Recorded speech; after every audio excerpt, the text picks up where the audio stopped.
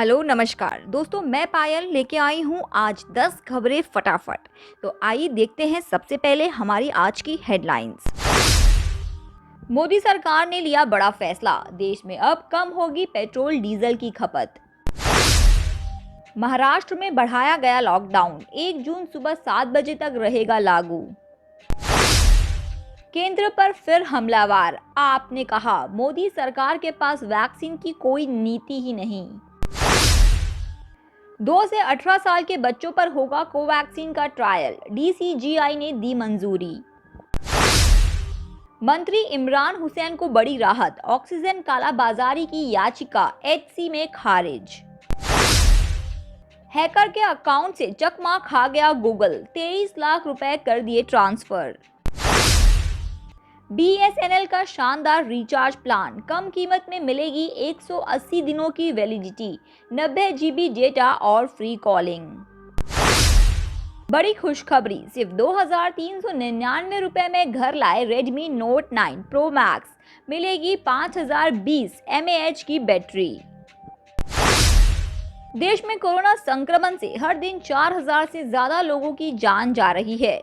स्वास्थ्य मंत्रालय की ओर से जारी ताजा आंकड़ों के अनुसार पिछले 24 घंटों में 3,62,727 नए कोरोना केस आए और 4,120 संक्रमितों की जान चली गई है। हालांकि 3,52,181 लोग कोरोना से ठीक भी हुए हैं। बीते दिन 18,94,991 टीके लगाए गए। देश में आज कोरोना की ताज़ा स्थिति, कुल कोरोना केस 2,03,0665, कुल डिस्चार्ज 1,97,34,823, कुल एक्टिव केसेस 37,10,525, कुल मौतें 2,58,317 हो चुकी है।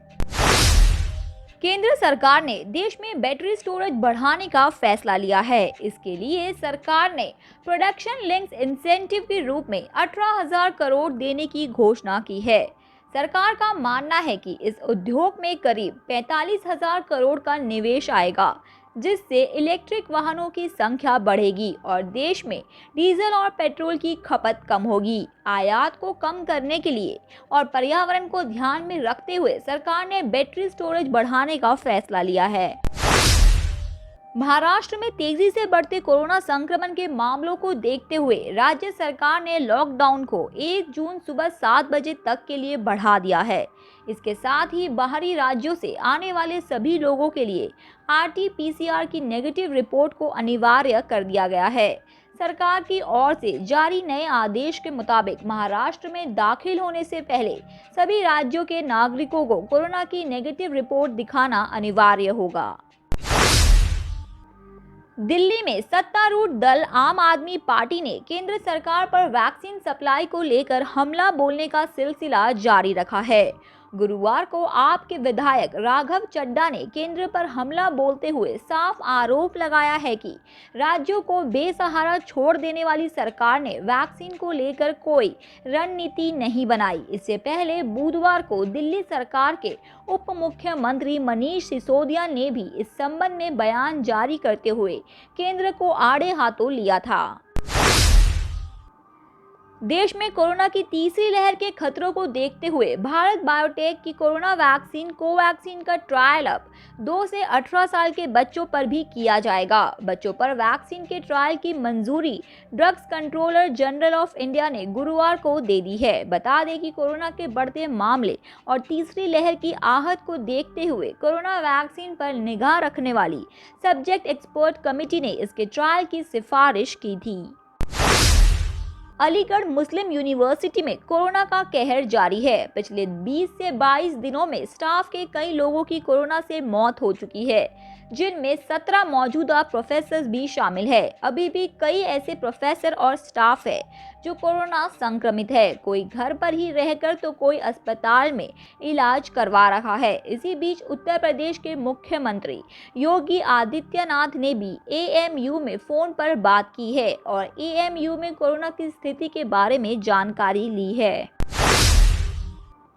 ऑक्सीजन सिलेंडर केस में दिल्ली सरकार के मंत्री इमरान हुसैन को बड़ी राहत मिली है। दिल्ली हाई कोर्ट ने उनके खिलाफ ऑक्सीजन की होर्डिंग से जुड़ी याचिका को खारिज कर दिया है। इमरान हुसैन ने कोर्ट द्वारा नियुक्त किए गए एमिकस को वो सभी बिल दिखाए जिसमें उन्होंने ऑक्सीजन हरियाणा से मंगाकर आम लोगों में बांटी थी। देश की आर्थिक राजधानी मुंबई से एक सनसनीखेज मामला आया है, जहां एक हैकर ने गूगल के साथ ही फ्रॉड कर दिया। गूगल ने एक हैकर के अकाउंट में 23 लाख रुपए ट्रांसफर कर दिए और उसे पता तक न चला। जी हां, मुंबई में कांदिवली साइबर पुलिस ने एक मामले का भंडाफोड़ करते हुए समता नगर स्थित उत्तर प्रादेशिक विभाग साइबर सेल ने मैकेनिकल इंजीनियर ललित रघुनाथ देवकर को अकाउंट हैक कर दूसरे अकाउंट से अपने अकाउंट में पैसे मंगाने के मामले में गिरफ्तार किया है।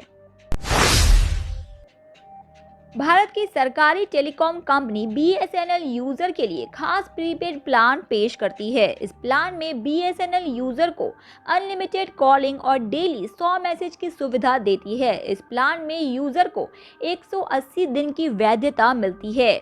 BSNL के 699 रुपये प्रीपेड प्लान में यूजर को रोजाना 500 MB डेटा पूरे 180 दिनों तक मिलता है, यानी यूजर को 180 दिनों के लिए कुल मिलाकर 90 GB डेटा मिलता है। Amazon पर स्मार्टफोन अपग्रेड डे सेल का आज आखिरी दिन है। सेल में पॉपुलर ब्रांड्स के स्मार्टफोन्स पर भारी छूट दी जा रही है। सेल के छूट के अलावा एक्सचेंज ऑफर भी दिया जा रहा है। सेल में कुछ बेस्ट ऑफर की बात करें तो सेल में Xiaomi के एक popular smartphone Redmi Note 9 Pro Max को भारी डिस्काउंट के साथ उपलब्ध कराया गया है। इस फोन पर सेल में 4000 रुपये तक का फ्लैट डिस्काउंट दिया जा रहा है। तो दोस्तों, आपकी क्या राय है इन 10 बड़ी खबरों के बारे में? कमेंट सेक्शन में लिख के हमें ज़रूर बताएं। साथ ही वीडियो पसंद आने पे इसे लाइक करें, अपने फ्रेंड्स और फैमिली के साथ इसे शेयर करें और चैनल को सब्सक्राइब करें। धन्यवाद।